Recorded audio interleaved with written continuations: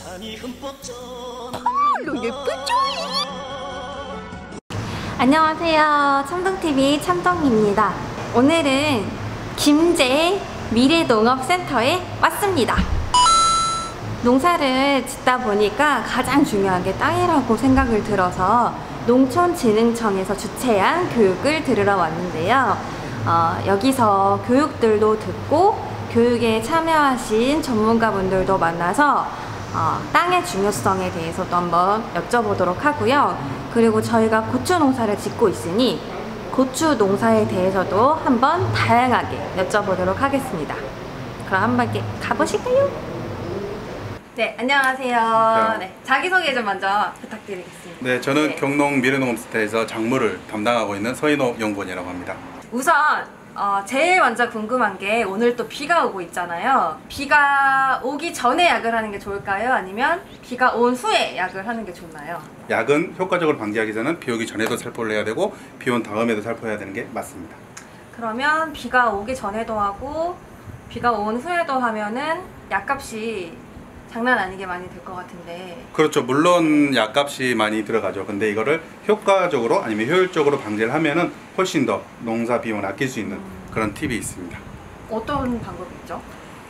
농약 중에도 보호살균제 같은 경우에는 우리가 살균제 많이 치시잖아요. 이게 보호용 살균제가 있고 치료용 살균제가 있습니다. 근데 대부분 잘 모르시거든요. 그래서 보호제 살균제 같은 경우는 먼저 병이 걸리기 전에 치는 약이거든요. 근데 농가분들이 이게 보호살균제인지 치료용 살균제인지 잘 모르세요. 그래서 비 오기 전에는 보호용 살균제를 쳐주시고 비 온 다음에는 치료용 살균제를 쳐주셔야 돼요.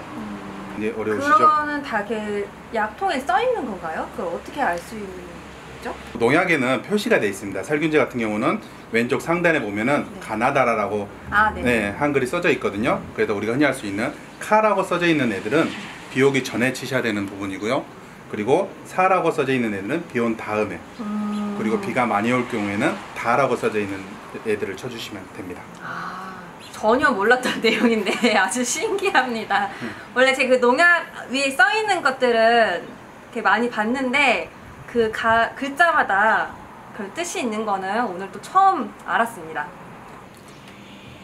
장마기 때는 우선 물리적인 방법은 화학적인 방제도 중요하지만 물리적인 방법으로 배수로 확보가 굉장히 중요하고요. 물론 첫 번째는 배수로 확보고 그 다음에 화학적인 방제로 전에 말씀드렸듯이 비 오기 전, 후 이렇게 방제를 해주시는 게 가장 효과적으로 관리를 하실 수가 있습니다. 이거는 좀 개인적으로 좀 네. 궁금했던 부분인데요. 저희 고추가 네. 올해 정말 좀 열심히 키워보겠다고 네. 남편이 정말 열심히 키웠어요. 네. 그래서 뭐 배수 관리며 뭐 땅 삽질도 정말 많이 하고 또 스승님을 찾아가서 또 많이 여쭤보기도 네. 하고 또 나름의 또 공부를 하면서 정말 애지중지 키워왔는데 결론은 지금 시든병으로 네. 한 100주 정도를 저희가 좀 작살이 난 상태거든요. 네. 그래서 이거는 도대체 뭐가 문제인지 저희 생각에는 토양 문제인 것 같은데 어떻게 하면 이런 일이 다시는 안 생기는지 네, 굉장히 좋은 질문인데요. 저도 5, 6월 달에 굉장히 많이 받는 질문 중에 하나입니다. 청고병이 문제가 돼서 시드름병이 문제가 돼서 많이 발생하는데요. 모든 병, 역병이라든지 뭐 탄저병, 청고병 같은 시드름병 같은 병 같은 경우는 토양에서 많이 옵니다. 그래서 토양 소독이 굉장히 중요한데 제가 몇 가지 팁을 알려드리면 탄저병 같은 경우는 생김새가 나이테 같이 생겼잖아요.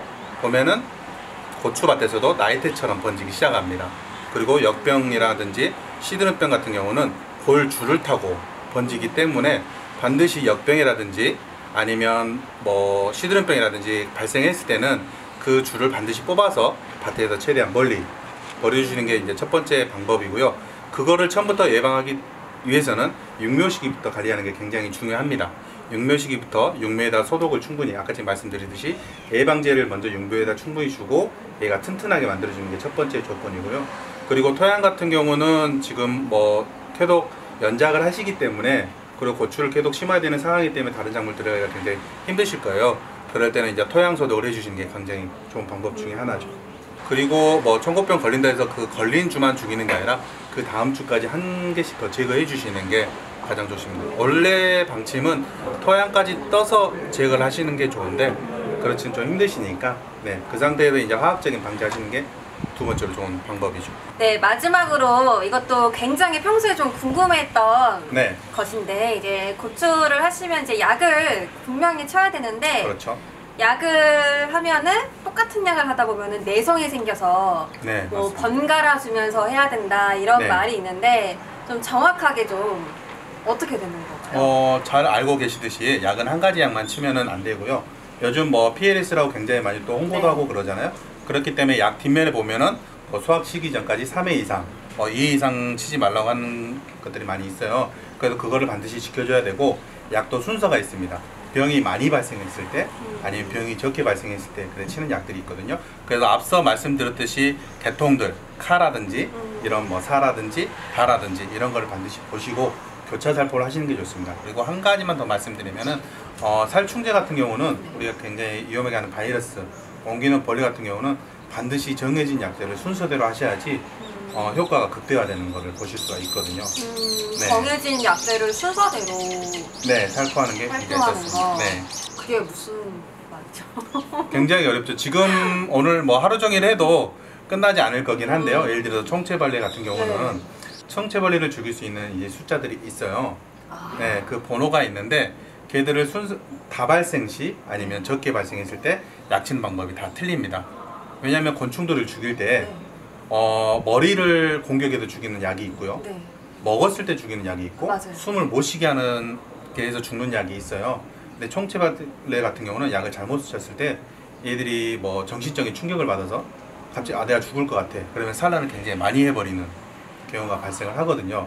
그래서 적게 발생했을 때는 적게 발생했을 때 치는 약을 쳐야 되고 다 발생일 때는 또 전문 약제를 치셔야 되는 게 맞습니다. 그래서 일반 농민들이 그러면은 이 방법을 할 수 있는 좀 제일 쉬운 길? 그러니까 네. 어떻게 해야지 좀 이렇게 할 수 있을까요?